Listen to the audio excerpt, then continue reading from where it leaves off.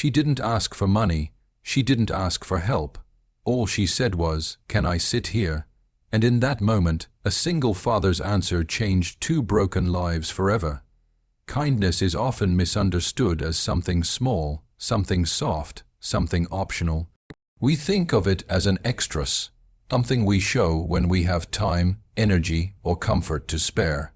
But in reality, kindness is not an addition to life. It is a foundation.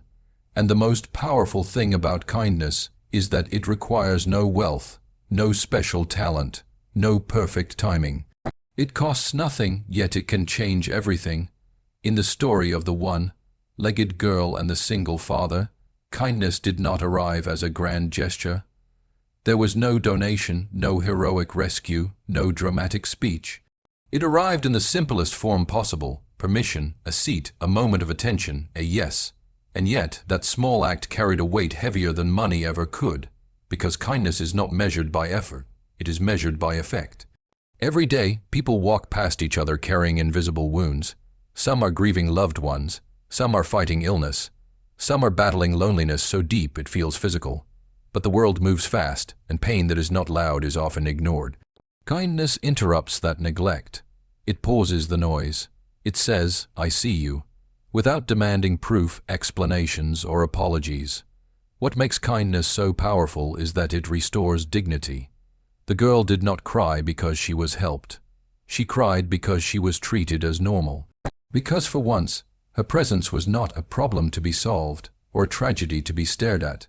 Kindness gave her back something she had been slowly losing: her sense of belonging.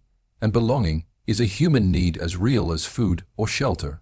For the single father, kindness was not easy.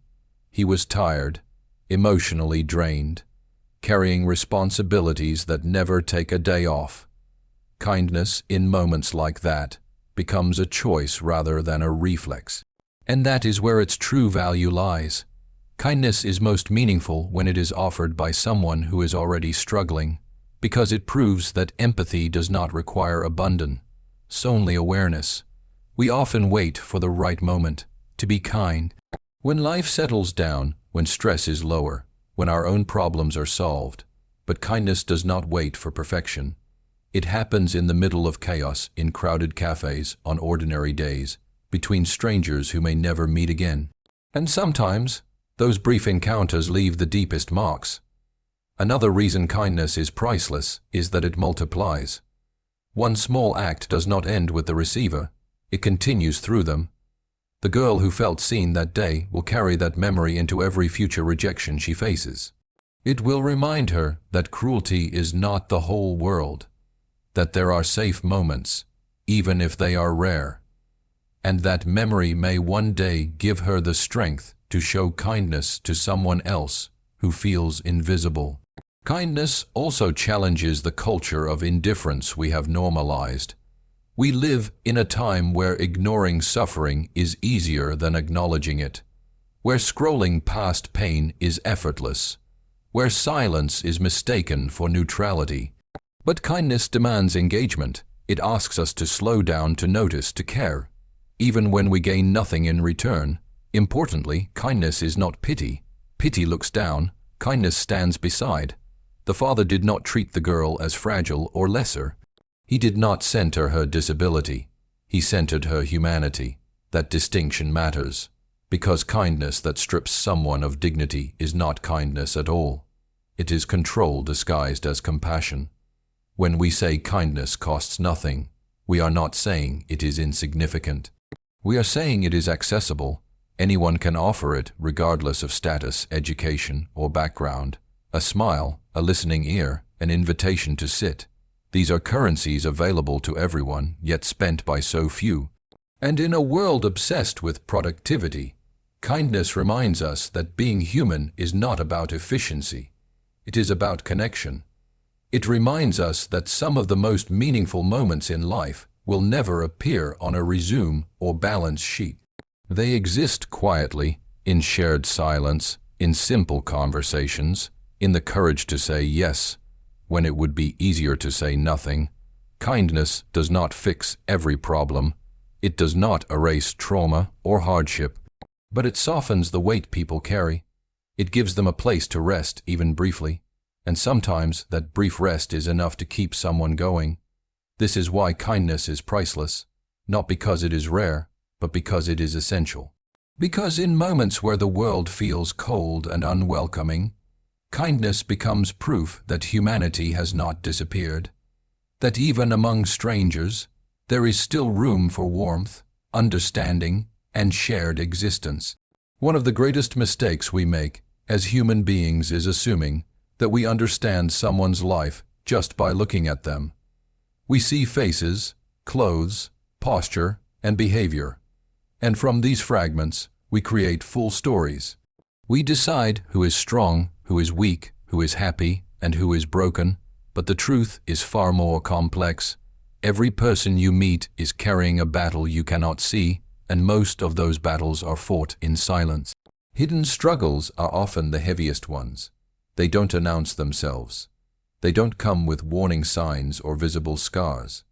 They live behind polite smiles, short answers, and everyday routines. People learn to function while hurting because the world rarely slows down long enough to ask why someone looks tired, distant, or withdrawn. Survival becomes performance, and pain becomes private.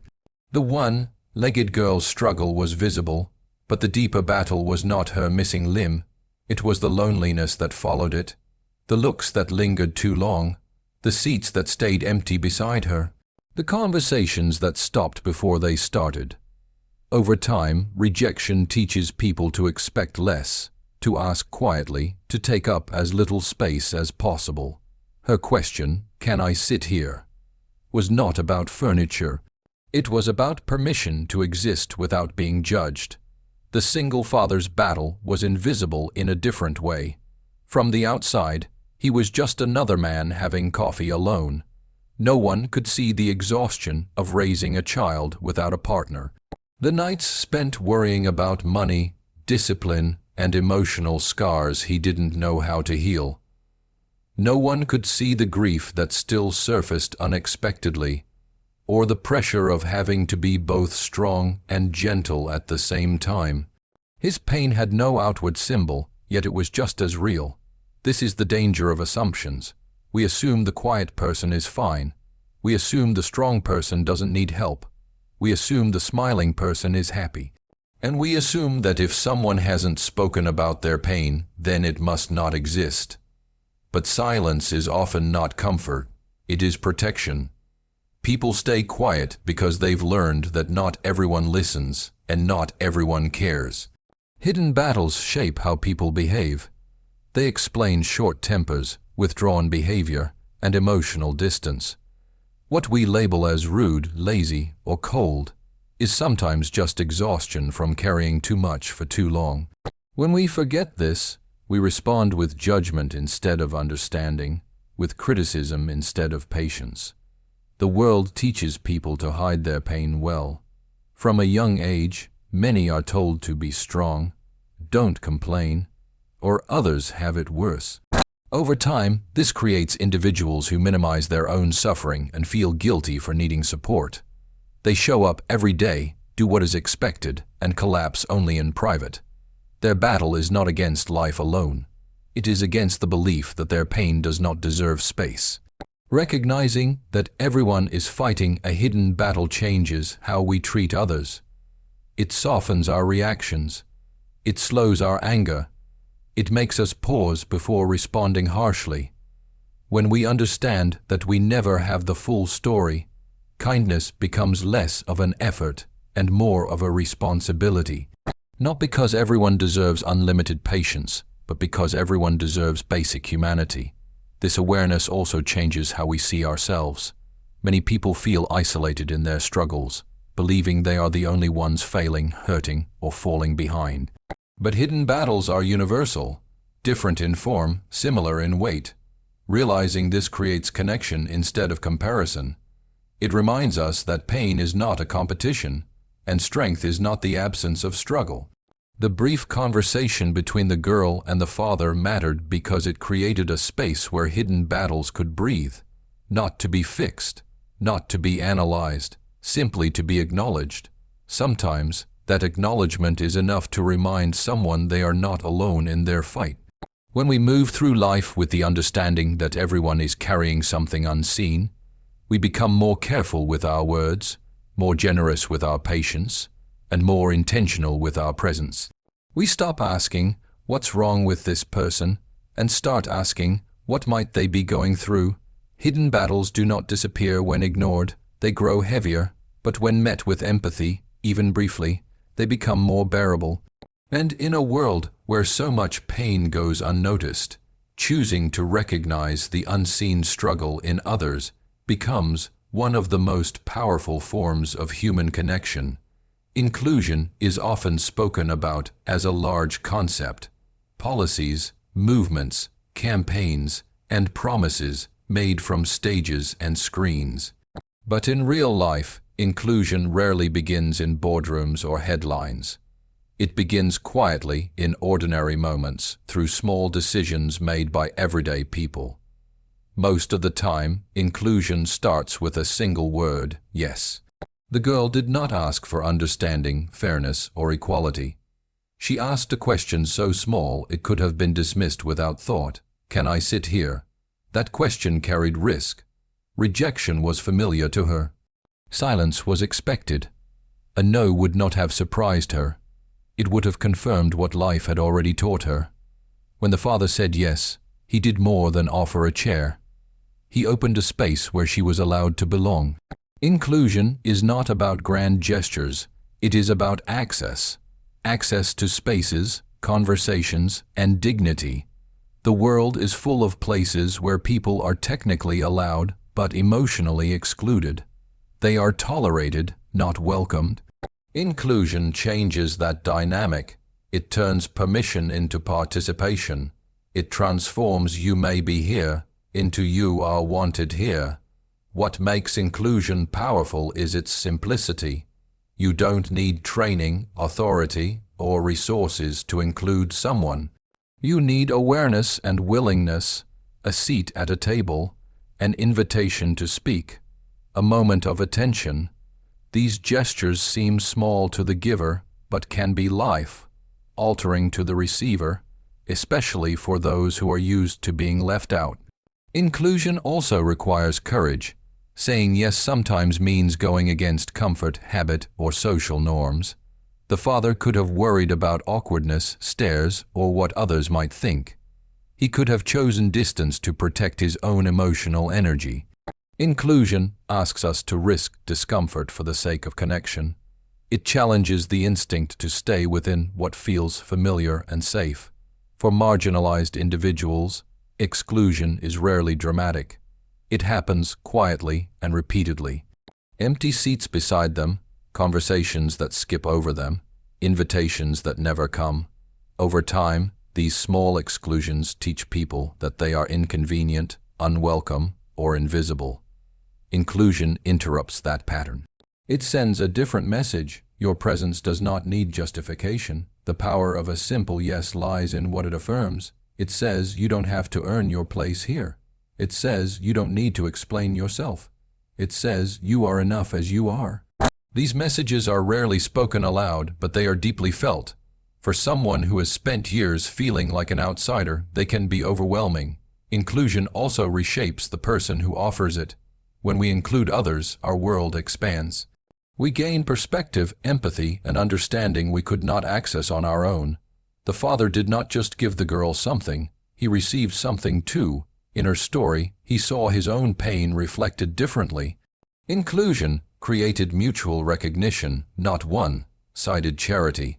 It is important to understand that inclusion is not about saving or fixing someone. It is about standing alongside them. The girl was not broken, and she did not need to be repaired. She needed a moment where she was treated as equal, not as an exception.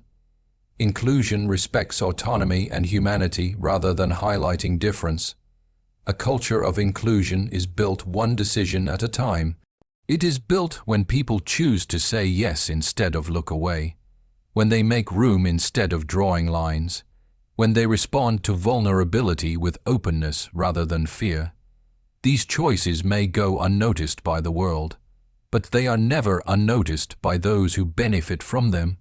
In a society that often rewards separation and speed, inclusion requires intention.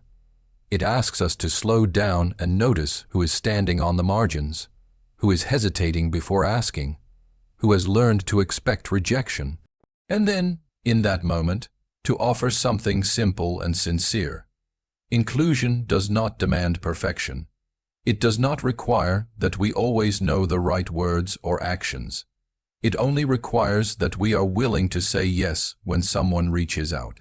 Because for many people, that yes is not just an answer. It is proof that they belong.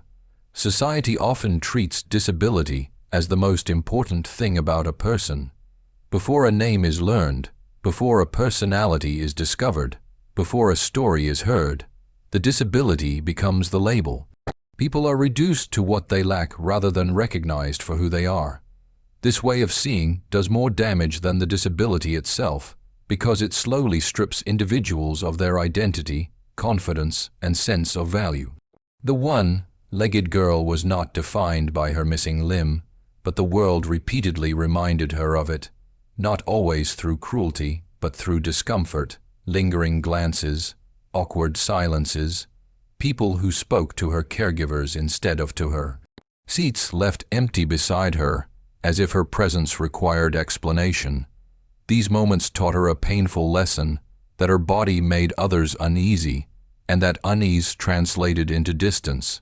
Disability becomes a problem not because of the body, but because of how society responds to it.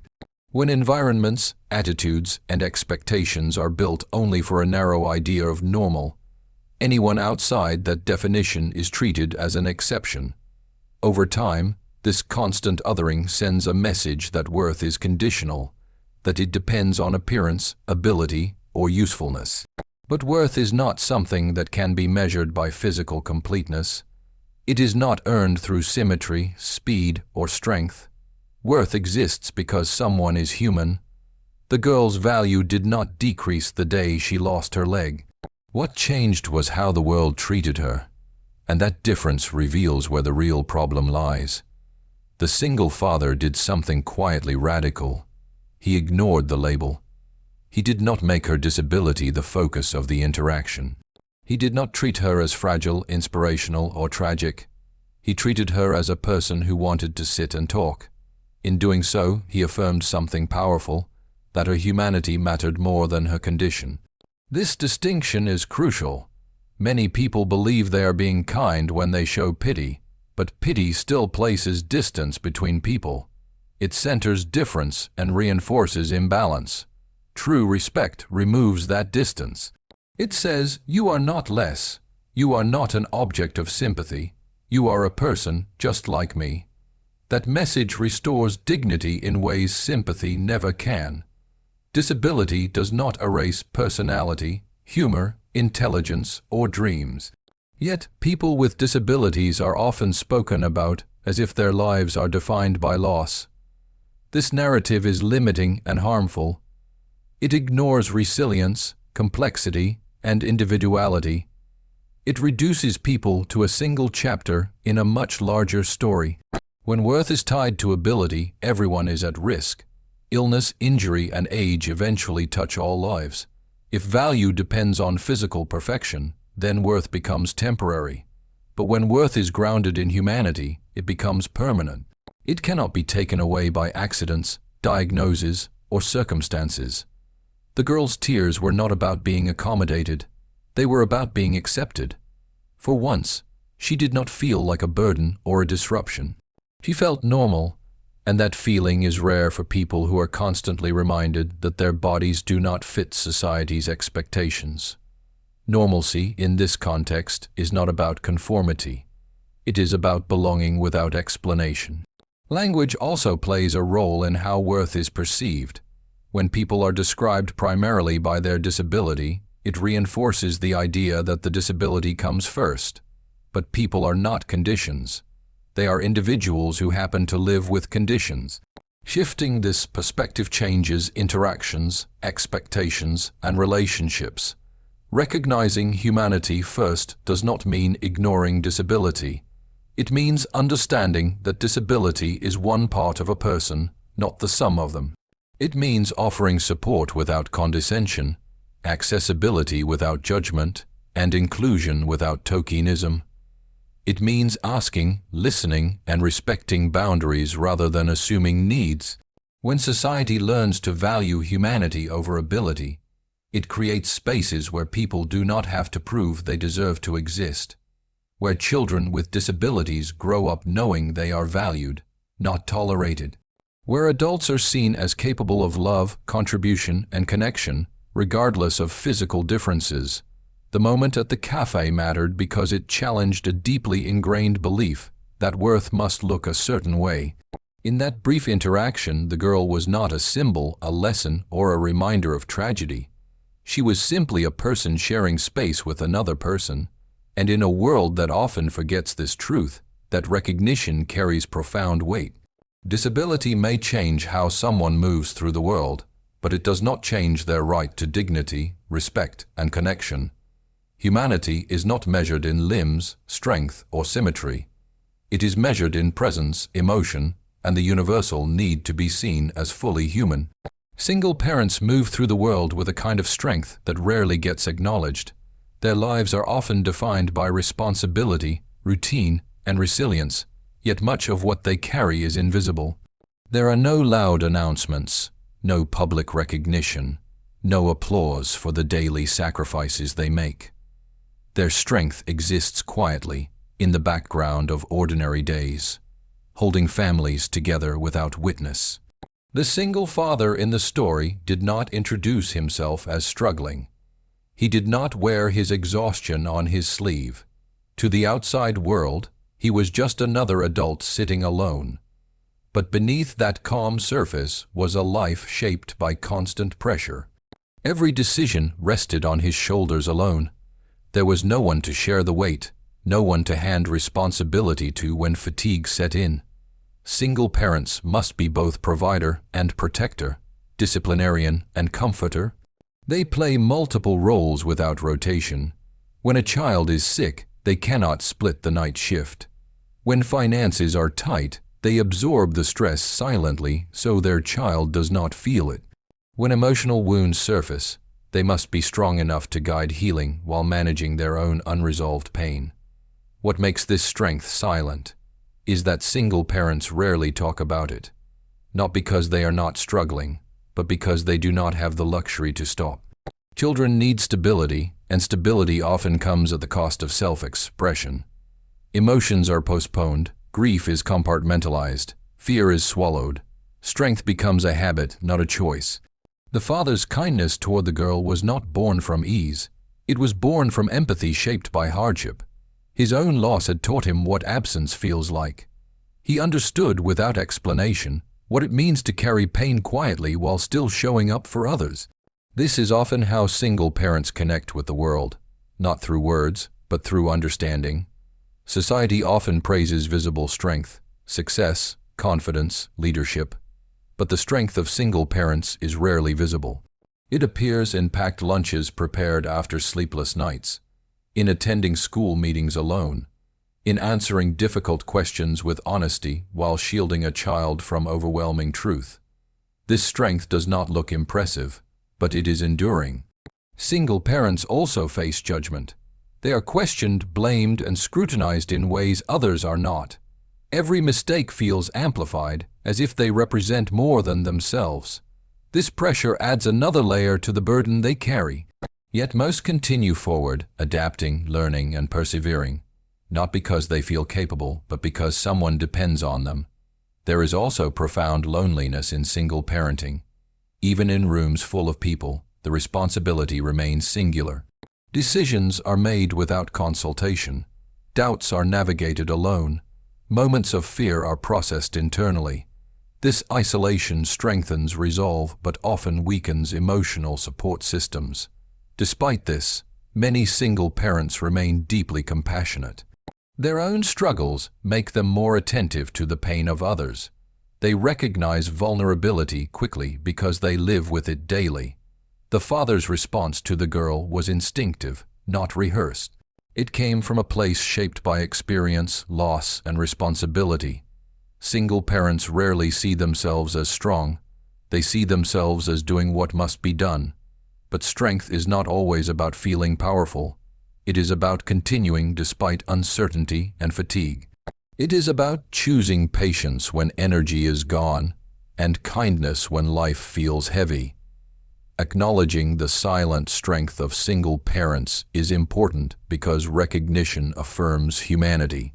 It reminds them that their efforts matter, that their sacrifices are seen, and that their endurance is not invisible.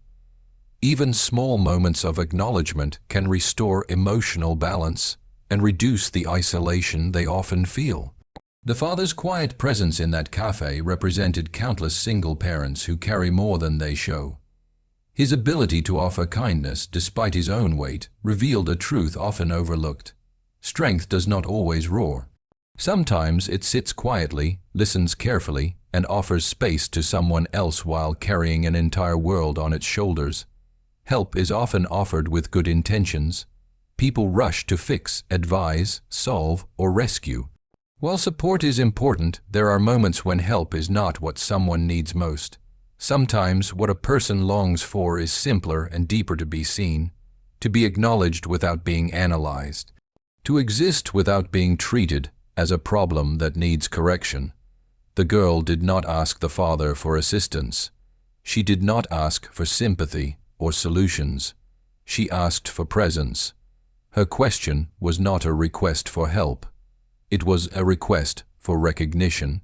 When someone has spent a long time feeling invisible, being seen becomes more valuable than any practical aid. Being seen means being acknowledged as a whole person, not reduced to a situation or condition. It means someone notices you without immediately trying to change you. For the girl, being seen meant sitting beside someone who looked at her with respect rather than curiosity or discomfort. It meant being engaged in conversation without her disability defining the interaction. Help can sometimes unintentionally reinforce distance. When people rush to help, they can imply that someone is incapable, broken, or incomplete. This is not always the intention, but it can be the effect. Being seen, on the other hand, communicates equality. It says, "You are enough to be here as you are." That message carries emotional weight that help alone cannot replace. The father did not begin by offering assistance. He began by listening. He allowed space for the girl to speak, to share, and to exist without pressure. In doing so, he validated her experience without minimizing it or trying to solve it. This form of presence requires patience and humility. It requires setting aside the need to be useful and choosing instead to be available. Many people go through life feeling unseen. Their struggles are overlooked, their emotions dismissed, their presence ignored. Over time, this invisibility can be more painful than hardship itself. It erodes self-worth and creates isolation. Being seen counters that erosion. It rebuilds identity and affirms value. Being seen also creates safety. When someone feels recognized without judgment, they are more likely to open up, to trust, and to connect. The cafe became a safe space not because it offered comfort or resources, but because it offered acceptance. That sense of safety allowed vulnerability to exist without fear. There is also courage in allowing oneself to be seen. Asking to sit beside someone requires vulnerability, especially after repeated rejection. The girl risked emotional pain by reaching out. The father honored that risk by responding with openness rather than dismissal. In that exchange, visibility was met with respect.